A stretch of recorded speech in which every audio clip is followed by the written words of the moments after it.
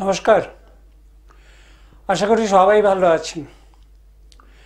আর আমি যখনই আসি তখনই বলি যে এই ভালো থাকার মূল মন্ত্রে আমাদের সবাইকে দৌড়তে হবে। দৌড়তে গিয়ে যেন হোঁচট না খাই সেটাও খেয়াল রাখতে হবে। কেন? শরীর সুস্থ তো সব সুস্থ। স্বাস্থ্যই সম্পদ। কেন? সম্পদ বাড়িয়ে লাভ নেই যদি আপনার স্বাস্থ্য ঠিক না থাকে। একই অঙ্গে এত রূপ, তাহলে একই ছকে কত রূপ? 12টা ঘরের 12টা রূপ, আর 12কে 12 দিয়ে গুণ করলে 144টা রূপ। তাতে নবংশ আছে, তাতে ত্রিশাংশ আছে, তাতে দৃক্কান আছে, তাতে পতাকি চক্র আছে, তাতে নবতারা চক্র আছে, সব আছে। এবার আপনি এগুলো থেকে কি করবেন? এগুলো থেকে আপনি একটা মানুষের যে পজিশনে, যে ডেট অফ বার্থে বা যে সময় আপনার কাছে এসছে, সেই সময়ে তার কোন অংশে কোন জিনিস পড়েছে এবং কোন কোন গ্রহ পড়েছে, লগ্ন কি পড়েছে, রাশি কি পড়েছে, রবি কোথায় পড়েছে, এই যে তিনটে ঘর, এই তিনটে ঘর হচ্ছে সূর্য, চন্দ্র, পৃথিবী। তাই তো?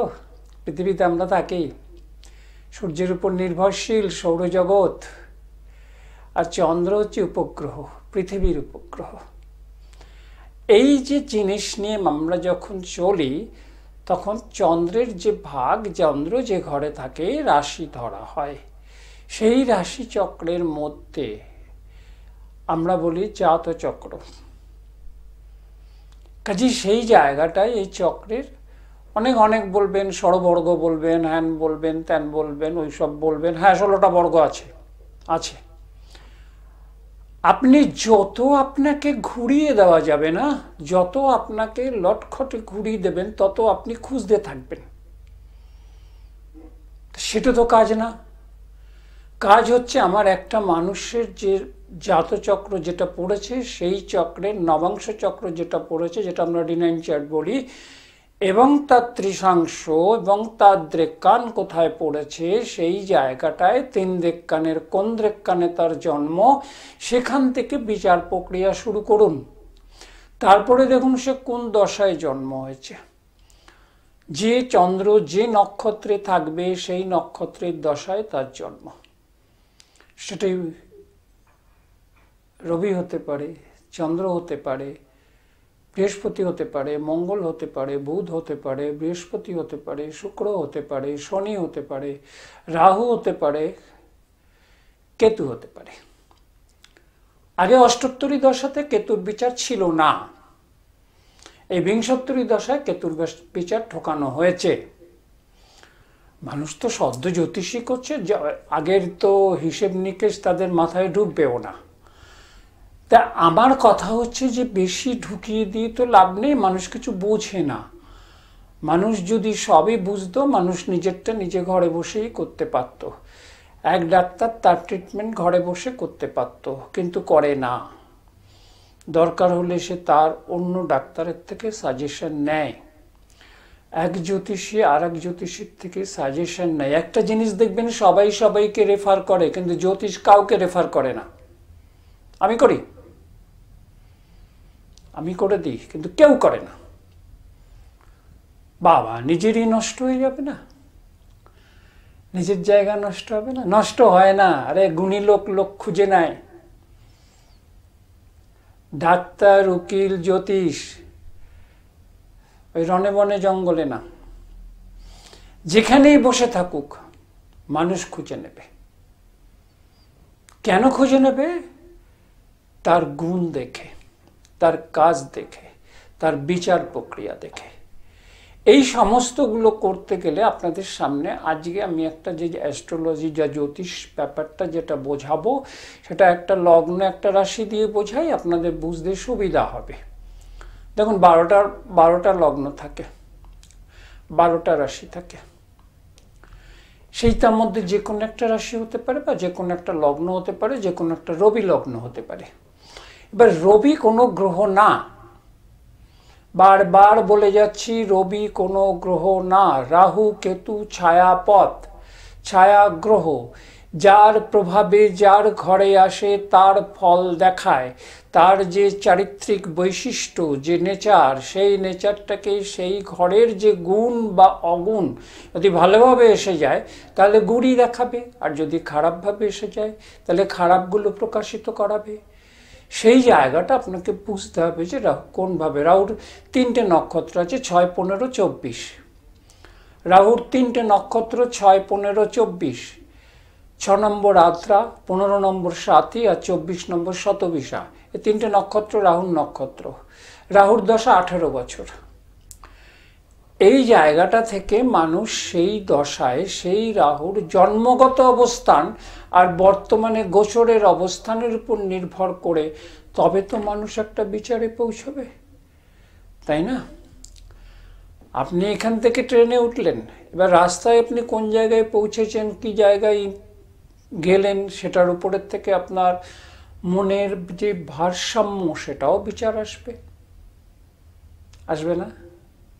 নিশ্চয়ই আসবে। এবার আপনাকে আমি বোঝানোর স্বার্থে বুঝে নিলাম যে ধরুন মকর লগ্ন বা মকর রাশি,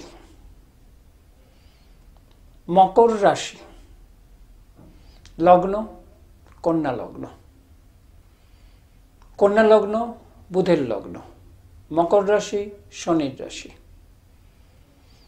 মকর রাশি কালপুরুষের 10 নম্বর রাশি, 10 নম্বর ঘর মকর রাশি।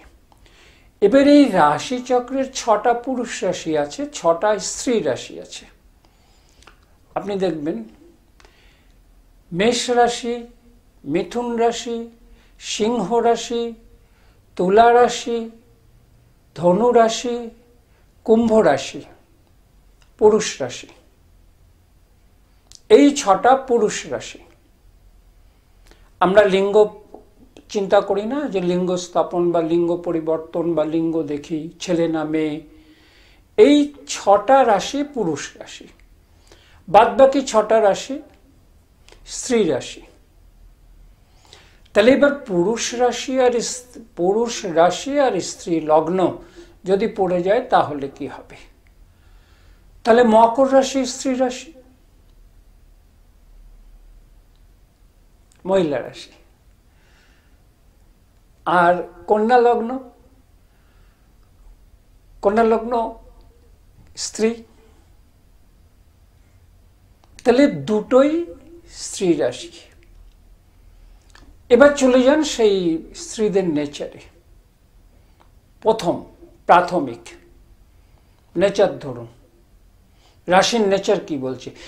হয়তো আপনার কাছে পুরুষ দেখাতে এসছে, জাতক এসছে, জাতিকা না, কিন্তু আপনি নেচার ধরে কথা বলবেন। দুটোই স্ত্রী রাশি আছে। তাহলে কন্যা লগ্নের সপ্তমপতি হচ্ছে বৃহস্পতি, অষ্টমপতি মঙ্গল, নবমপতি শুক্র, দশমপতি বুধ, একাদশপতি চন্দ্র, দ্বাদশপতি রবি।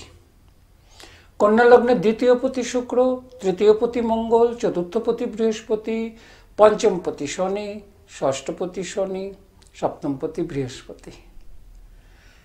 তাহলে সেই পঞ্চমপতি শনি সেই মকর রাশির ঘর। তাহলে মকর রাশির ক্ষেত্রে হয় কি,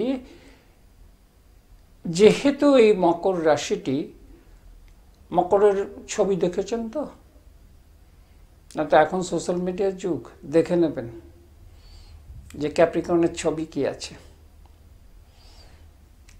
আর কন্যা লগ্নের ছবি কি আছে। এই ছবির মধ্যে প্রতীক, এটা প্রতীক মানুষকে নির্দিষ্ট করে যে কি করছে সে। কাজেই সেই জায়গাটায় ধরুন মকর রাশির ক্ষেত্রে কন্যা লগ্ন কত নম্বর ঘর পড়ে?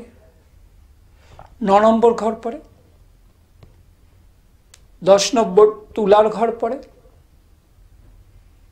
এবং তার মকর রাশি থেকে পঞ্চম ঘর বৃষর ঘর পড়ে। তাহলে বৃষ শুক্রের ঘর, তুলা শুক্রের ঘর, কন্যা লগ্ন বুধের ঘর। তাহলে সেই মকর রাশি থেকে ষষ্ঠ ঘর বুধের ঘর, নবম ঘর বুধের ঘর, সেই নবমে তার লগ্ন, মকর রাশির নবম ঘর তার লগ্ন, বুধের লগ্ন। তাহলে বুধ কোথায় বসে আছে? রবি বুধ শুক্র মীন রাশিতে বসা, রবি বুধ শুক্র মীন রাশিতে বসা, মঙ্গল বসা মিথুন রাশিতে, রাহু বসা মিথুন রাশিতে, কেতু বসা ধনু রাশিতে, বৃহস্পতি বসা বৃষ রাশিতে। তাহলে রবি শুক্র বুধ বসে রয়েছে লগ্ন থেকে 8 নম্বর ঘরে। 8 নম্বর ঘর আমরা কি বলি? নিধন ঘর, তাই তো? তা 8 নম্বর ঘর, 9 নম্বর ঘর আছে, ধনু রাশির ঘর, বৃহস্পতির ঘর। তাহলে বৃহস্পতি বসে রয়েছে কন্যা লগ্নের 9ম ঘরে, বৃষ রাশিতে। তাহলে বৃষ রাশিতে যদি বৃহস্পতি বসে থাকে, বৃহস্পতির 3টে দৃষ্টি আছে। বৃষ রাশিতে বসলে বৃশ্চিক রাশিকে দেখবে, কন্যা লগ্ন থেকে 3 নম্বর ঘরে দেখবে। 3 নম্বর ঘর হচ্ছে 8 নম্বরের 8 নম্বর ঘর। তার মানে মেষ রাশির 8 নম্বর ঘর হচ্ছে বৃশ্চিকের ঘর। তাহলে বৃহস্পতি বৃশ্চিক রাশি দেখবে, বৃহস্পতি 5ম দৃষ্টি দেখবে। বৃহস্পতি বৃষ রাশিতে আছে। 1 2 3 4 5 নম্বর করে গুনে আসুন। কোথায় আসবে? আবার বলে দিচ্ছি, বৃষকে 1 ধরুন, 2 মিথুন ধরুন, 3 কর্কট ধরুন, 4 সিংহ ধরুন, 5 কন্যা ধরুন। তাহলে বৃহস্পতির 5 নম্বর দৃষ্টি লগ্নের উপরে। তাহলে বৃহস্পতির 7 নম্বর দৃষ্টি লগ্নের 4র্থ ঘরে, ধনুরাশির ঘরে। যে ধনুরাশির ঘর রবি বুধ শুক্রের 9ম ঘর, সেইখানে। তাহলে সেই 9ম ঘরের যে 8ম ঘরে আপনি মৃত্যুকালীন ফাড়া এই সমস্ত হ্যান ত্যান হাবি জাবি বলে তাকে কিন্তু করবেন না, ভয় দেখাবেন না কিন্তু। কেননা কোনো একটা চিন্তা করতে হয়তো, লোক রাস্তায় দাঁড়িয়ে রয়েছে, ভট করে তার মুখের সামনে গিয়ে আপনার নিচে সাপ, সে কিন্তু চমকে যাবে। যদি হার্টের দিক থেকে কমজোরি হয়, সে কিন্তু সেন্সলেস হবে, কেন সাপকে সবাই ভয় পায়। কাজেই ভয়টা দেখাবেন না, বুঝিয়ে দেবেন এবং নিজে বুঝবে। নিজে তো বুঝতেই পারবেন যে এইখানে যদি এই থাকে, তাহলে মেষ রাশিতে 1 2 3 3টে নক্ষত্র থাকে, তাই না? অশ্বিনী ভরণী কৃত্তিকা। তাহলে এই নক্ষত্রের অধিপতি হচ্ছে অশ্বিনী নক্ষত্র কেতুর নক্ষত্র, ভরণী নক্ষত্র শুক্রের নক্ষত্র, আর কৃত্তিকা নক্ষত্র রবির নক্ষত্র। তাহলে রবির নক্ষত্র ওখানে আছে। তাহলে সেই জায়গায় তাদের অবস্থান কোথায়? তাহলে রাহু মঙ্গল মিথুন রাশিতে, কেতু বসে আছে বৃহস্পতির ঘরে, এবং বৃহস্পতির ঘরে 19 নম্বর নক্ষত্র কেতুন আছে। আপনি যদি জ্যোতিষ জানেন, বুঝে যাবেন যে থেকে ভয়ের কিছু নেই, কোনো ভয়। আমি কিন্তু এখনো একটা জিনিস বলিনি, শনির অবস্থান বলিনি। রাশি অধিপতি চন্দ্র, রাশি অধিপতি শনি এবং চন্দ্র এখানে বসা মকর রাশিতে, যেহেতু তার মকর রাশি। তাহলে কন্যা লগ্নের 11পতি বসে আছে মকর রাশিতে, কন্যা লগ্নের 11পতি বসে আছে মকর রাশিতে। তাহলে মকর রাশি থেকে সোজাসুজি সে নিজের ঘর দেখছে, কর্কট রাশির ঘর, তার নিজেরই ঘর, চন্দ্রেরই ঘর। ওখানে 7 8 9 3টে নক্ষত্র আছে, শনি বৃহস্পতি বুধ 3টে নক্ষত্র আছে। তাহলে সেই চন্দ্র দেখছে ওই ঘর, যেটা লগ্ন থেকে 11 ঘর। তাহলে সেই চন্দ্র শনির ঘরে রয়েছে। শনি কোথায় আছে? শনি কোথায়? এবার শনি মীন রাশিতে, কন্যা লগ্নের সপ্তম ঘরে। সপ্তমপতি বৃহস্পতি বৃষ রাশিতে এবং চতুর্থপতি বৃহস্পতি বৃষ রাশিতে। তাহলে 4th হাউস 7th হাউসের লর্ড বসে আছে লগ্ন থেকে 9th হাউসে, ভাগ্য ঘরে, পিতার ঘরে। তাহলে জাতক বা জাতিকার যদি পিতার বয়স বেশি হয়ে থাকে, তাহলে তা নিয়ে, সেই জায়গাটা নিয়ে আপনার কি পরিস্থিতিতে আছে, কি পরিবেশে আছে, এটা নিয়ে নিশ্চয়ই পর্যালোচনা করা উচিত। কন্যা লগ্নের সপ্তমপতি বৃহস্পতি নবমে বসে আছে। তাহলে নবমের যে জায়গাটার, সেই নবম থেকে নবম ঘর কোনটা? নবম থেকে নবম ঘর মকর রাশি, মানে বৃহস্পতির যেখানে বসা বৃষ রাশিতে, তার নবম ঘর মকর রাশির ঘর। তাহলে শনি বসে আছে মীন রাশিতে। শনি সপ্তম দৃষ্টি দেয় কন্যা লগ্নের উপরে, শনি তৃতীয় দৃষ্টি দেবে বৃষ রাশির উপরে। শনি দশম দৃষ্টি আছে, কোথায় দেবে? সপ্তম, অষ্টম, নবম, দশম, ধনু রাশিতে, বৃহস্পতির ঘরে। তাহলে জাতক বা জাতিকার এই জায়গায় পর্যালোচনা করতে দেখবেন যে শনি কোন নক্ষত্রে বসা। শনি ওখানে 25 নম্বর নক্ষত্রে বসা, পূর্ব ভাদ্রপদ, বৃহস্পতির নক্ষত্রে। ঘরটা বৃহস্পতির। তাহলে বৃহস্পতি শনি যোগে একটা যোগ ভালো হয়, যেহেতু মকর রাশি থেকে, চন্দ্র থেকে শনি তৃতীয় বসা, মকর রাশি থেকে শনি তৃতীয় বসা, জাতক বা জাতিকার একটা চাপা ক্রোধ, চাপা স্বভাব, সব জিনিস বলতে চাইবে না। যখন বলবে অনেক কথা বলবে, যখন বলবে না একটা কথাও বলবে না, হ্যাঁ এরকম উত্তর দেবে। এটা আসবে। এটা কিসের জন্য আসে? ওখানে 21, 22, 23 তিনটে নক্ষত্র আছে। উত্তরাষাঢ়া, শ্রবণা, ধনিষ্ঠা।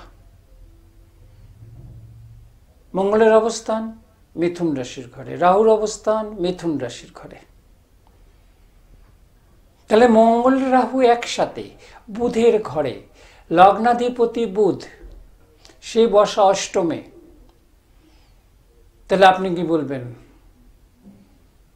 চন্দ্র কত নম্বর নক্ষত্রে বসা? চন্দ্র 21 নম্বর নক্ষত্রে বসা, রবির দশায় জন্ম। তাহলে রবি কতটা পেয়েছিল, তাই না? তারপরে চন্দ্রের দশা আসবে, তারপরে মঙ্গলের দশা আসবে, তারপরে রাহুর দশা আসবে। তাহলে সেই জায়গাটায় যখন 21 নম্বর নক্ষত্রে বসে যায় চন্দ্র, রবি চন্দ্রতে, রবির নক্ষত্রে চন্দ্র বসা, রবির দীপ্তমান, চন্দ্র তো এমনি ম্রিয়মান, শুক্লপক্ষ কৃষ্ণপক্ষ আছে, চন্দ্রকে ধরে হয়।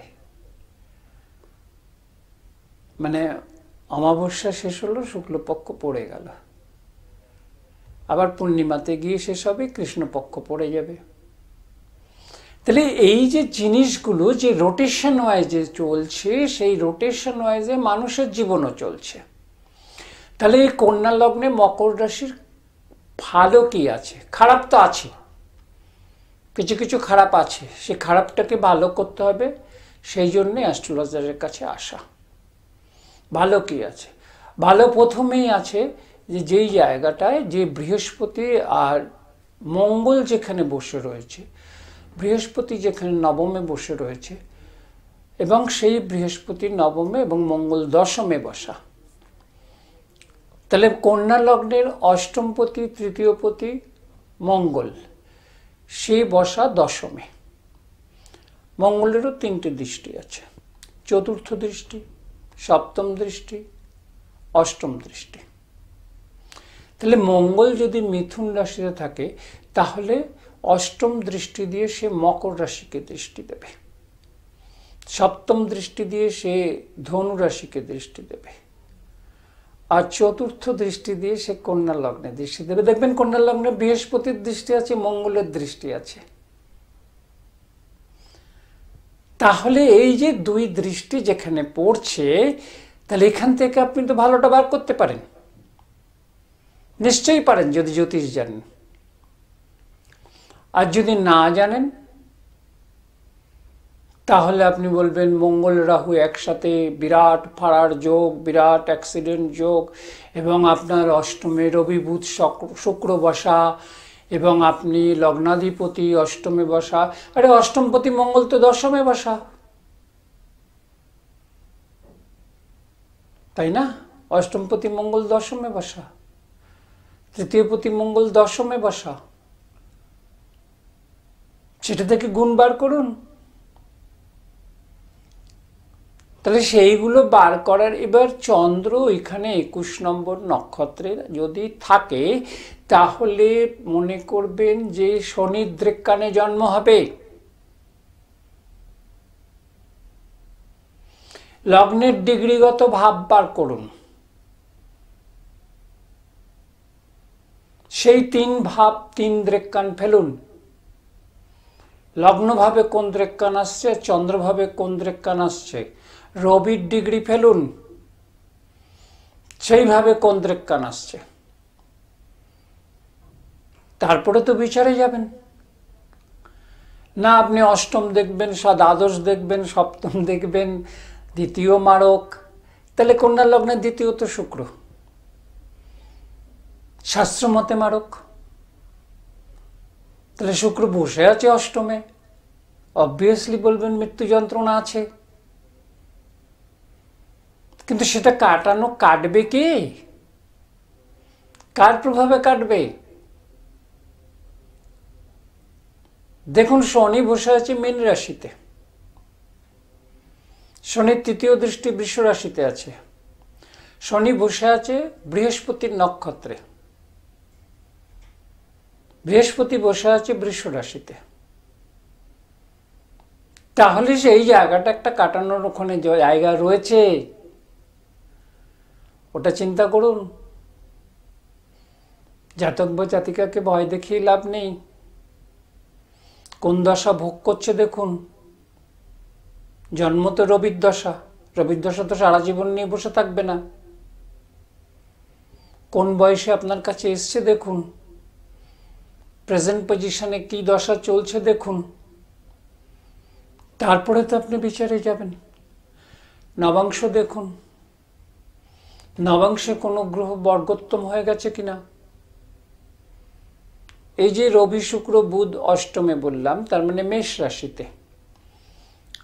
এইবার সেই রবি বুধ শুক্র নবাংশের মেষ রাশিতে কোনো গ্রহ আছে কিনা, তাহলে জানবেন যে আপনি 50% ছাড় পাচ্ছেন। দৃক্কানগতভাবে রবি বা চন্দ্র বা লগ্ন কোনো পঞ্চম নবমের কানেকশন পাচ্ছে কিনা, তাহলে আপনি 20% ছাড় পাচ্ছেন। তো হয়ে গেল 70%, বাকি রইল 30%। এই 30% আপনি জাতক বা জাতিকাকে বোঝাবেন যে এই করবেন, এই জিনিস করবেন, তাহলে আপনার মোটামুটি আপনি একটা ভাইব্রেশন ডেভেলপ করতে পারবেন। আপনার মতো করে বা আমি যে প্রক্রিয়ায় চলি নিশ্চয়ই সেই প্রক্রিয়ায় আমি প্রয়োগ করব, এবং সেই প্রয়োগ করে যখন দেখব যে সেই জাতক জাতিকা মোস্ট প্রবাবলি কাজ পাবেই, এবং কাজ পাওয়ার পর আমি যখন 3-4 মাস পরে তাকে কোনো খবর পাবো যে হ্যাঁ সে কিছুটা আগের থেকে অবস্থায় ভালো রয়েছে। কেন সৌর জগতের প্রত্যেকটি জায়গায় যে কালার আসে, যে পৃথিবীও সূর্যের আলোয় আলোকিত। আর সূর্য কোনো গ্রহ না, একটি নক্ষত্র। কাজেই সেই নক্ষত্রের দাপট পুরো ব্রহ্মাণ্ড সৃষ্টি। নিভে যাক না 2 ঘন্টার জন্য সূর্য, নিভে যাবে পৃথিবী।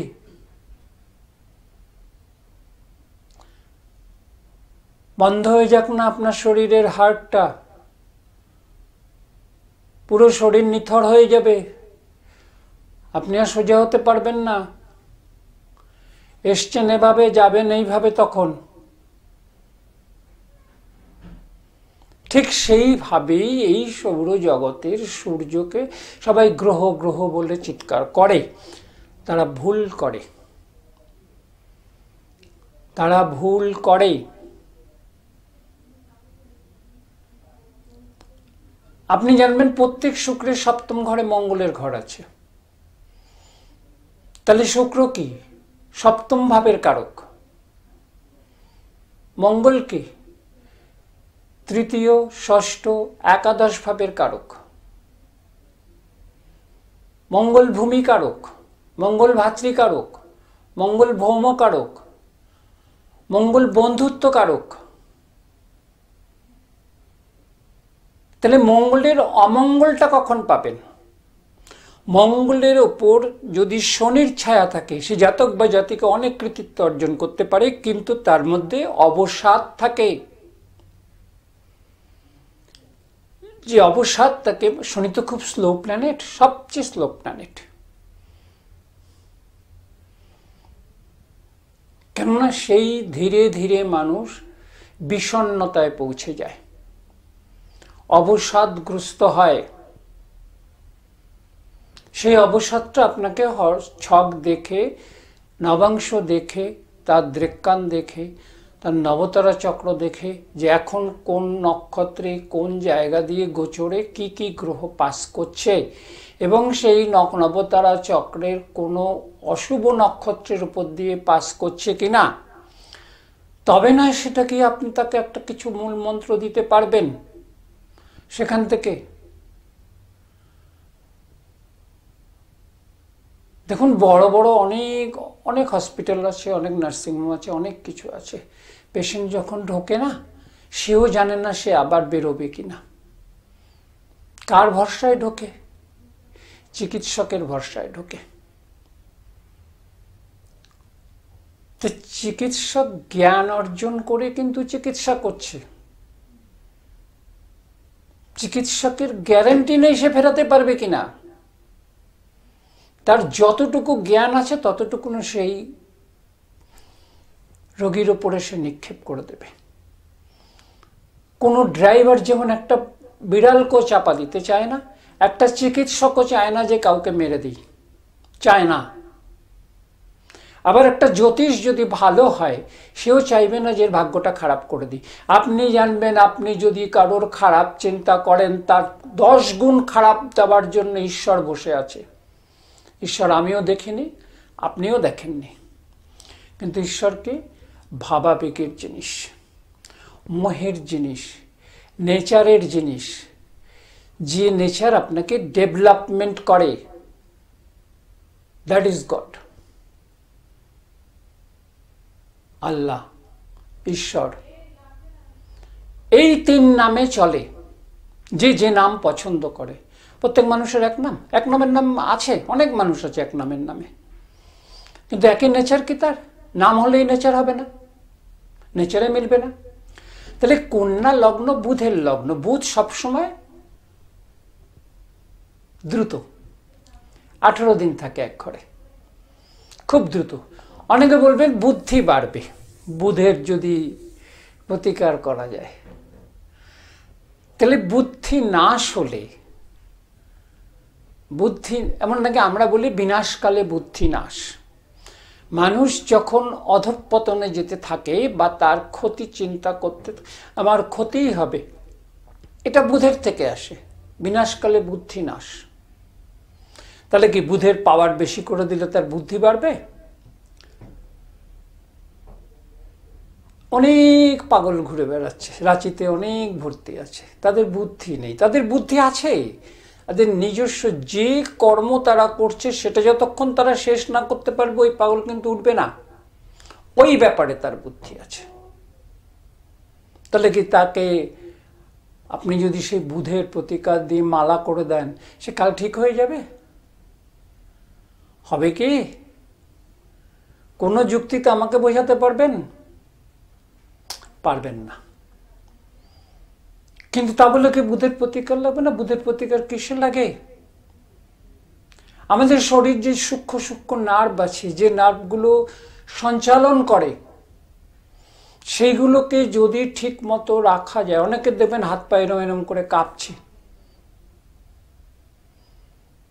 অনেকে ঠিক মতো ভাবে কথা বলতে পারছে না, মনের ভাব প্রকাশ করতে পারছে না। আর যতক্ষণ পর্যন্ত মনের ভাব প্রকাশ না করতে পারে ততক্ষণ পর্যন্ত সে খুব অস্বস্তিতে বোধ করে। ওইগুলো বুধের কাজ।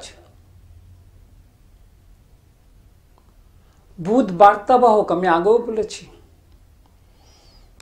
যে কোনো জিনিস দেখলো সেটা মাথার মধ্যে নিয়ে নিল, কিন্তু তার যেখান থেকে সে যাচ্ছে তো 1 ঘন্টা পরে ভুলে গেছে।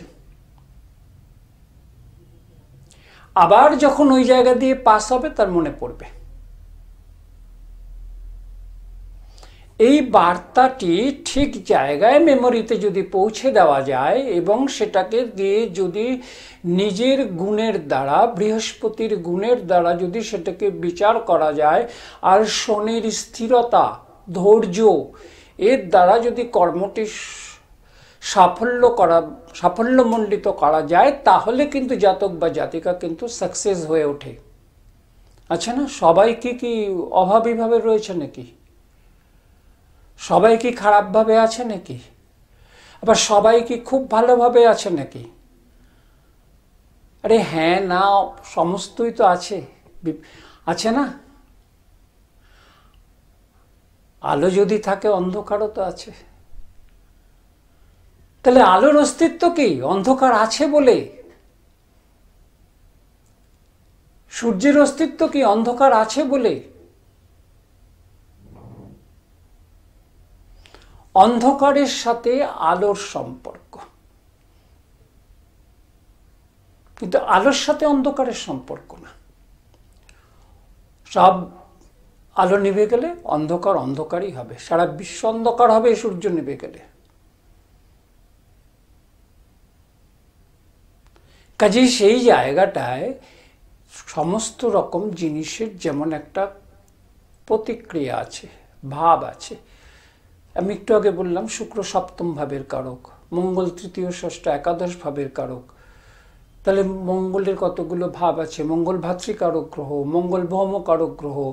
মঙ্গল হচ্ছে মানে আপনি একটা সম্পত্তি, অ্যাসেট কিনতে যাচ্ছেন বা কিনেছেন, আইনি জটিলতায় জড়িয়ে গেছেন। মঙ্গল কেতুর অবস্থান দেখুন। ওই কন্যা লগ্নের কেতু কোথায় বসে আছে? 4র্থ ঘরে বসে আছে। তাহলে 4র্থ ঘর তো ভূমি, ঘর, গৃহ।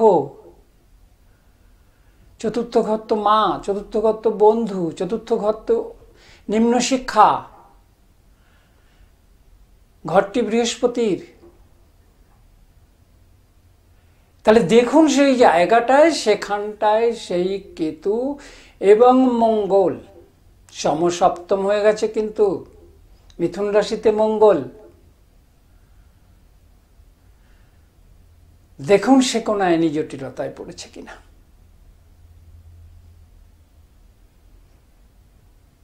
যত বড় লাইট লাগিয়ে মাথার উপর লাগিয়ে রাস্তায় ঘুরবেন, আপনাকে তো আর সূর্য বলবে না। আপনার অনুষ্ঠান যত বড় চ্যানেলে দেখাবেন, আপনাকে তো বিশিষ্ট জ্যোতিষ বলবে না। বড় জায়গায় বসলেই বড় হওয়া যায় না। বড় হয় গুণে, বড় হয় প্রকাশে। আর এটা জানবেন যে জ্যোতিষ শাস্ত্র কিন্তু সরকার স্বীকৃত না।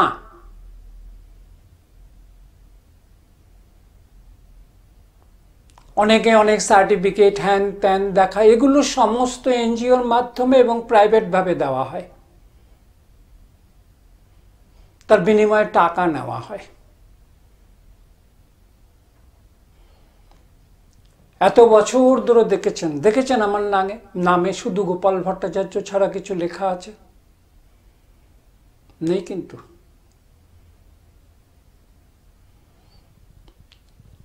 এগুলো বিজ্ঞাপন।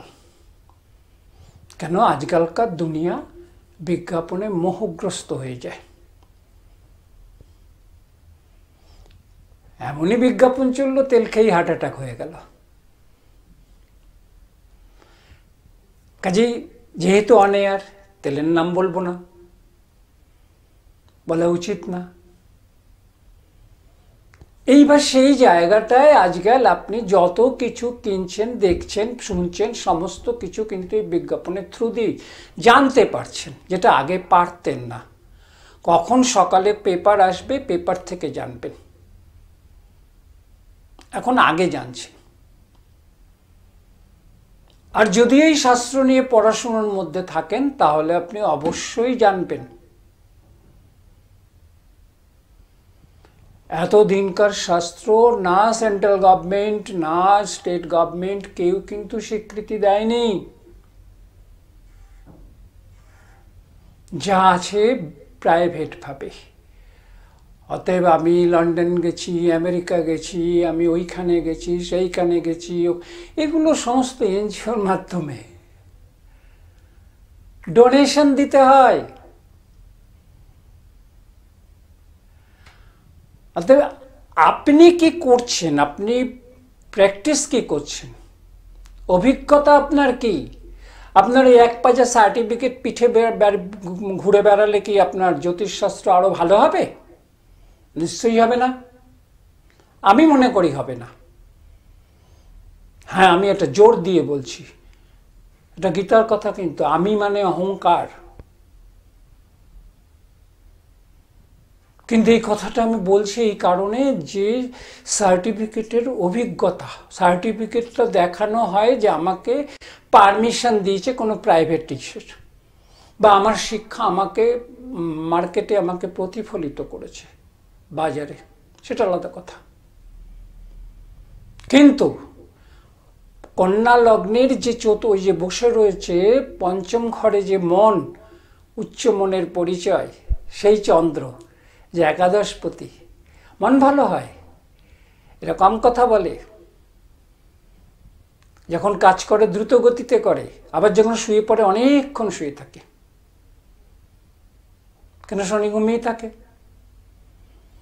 সেই জায়গাটা, তার মধ্যে ঘুমন্ত জীবন্ত দুটি দিক আছে। এখন ঘুমন্ত বেশি না জীবন্ত বেশি, মানে প্রাণবায়ু চলছে বলে জীবন্ত। সেই জীবন্তকে আরো জীবন্ত করা যায় কিনা, সেটাই তো জ্যোতিষশাস্ত্র। সেই জ্যোতিষশাস্ত্রকে আপনি কোন মাধ্যম দিয়ে, কোন ভাবকে দিয়ে, কোন ভাবের বিচার করলে সেটা আরো প্রতিফলিত হবে, তবে নয় সেটা জ্যোতিষ। তা না এই মাঙ্গলিক, এই সাড়ে সাতি, ওই গ্রহণ দোষ, ওই গুরুচণ্ডাল, এই সমস্ত করে যদি আপনি একজন জাতক বা জাতিকাকে ভয় পাইয়ে দেন, তাহলে তো সে আপনার কাছে বেরিয়েই বলবে, ওরে বাবা রে বাবা, আমি বেঁচে আছি কি করে, এত দোষ আমার মধ্যে, কিছুই তো ভালো শুনলাম না। ভালো আছে, খারাপের মধ্যেও ভালো থাকে। মাইনাস প্লাস নিয়েই মানুষ হয়। জানোয়ারদের মধ্যেও মাইনাস প্লাস আছে। একটা সিংহী খিদে না পেলে শিকার করে না, সিংহ শিকার করে না, সিংহী করে, কিন্তু খিদে না পেলে করে না। তাহলে তার প্লাস দিক আছে। আবার বাঘ মেরে রেখে দেবে, পরে খাবো। পিপিলিকা সারিবদ্ধভাবে চলে, শৃঙ্খলা। তাহলে সেই জায়গাগুলো থেকে শিক্ষা নিয়ে, সেটাও তো হরোস্কোপের মধ্যে আছে, ঘর আছে, বার করুন। যে আপনার কাছে এসছে সে শৃঙ্খলা পরায়ণ না উশৃঙ্খল, তার যে জীবনের যে চলার পথে পারিবারিক দিক, শিক্ষা দিক এবং গৃহ দিক, সমস্ত দিকগুলো ভালো আছে তো? সেগুলো চিন্তা করুন। আর এই চিন্তা করতে করতে একদিন দেখবেন আপনার সময় পার হয়েছে, পৃথিবী থেকে চলে যাবার সময় আসছে। আর আমি চাই চলে যাবার আগে কিছু কাজ করে যান। ভালো থাকুন, ভালো রাখুন। আবার দেখা হবে। নমস্কার।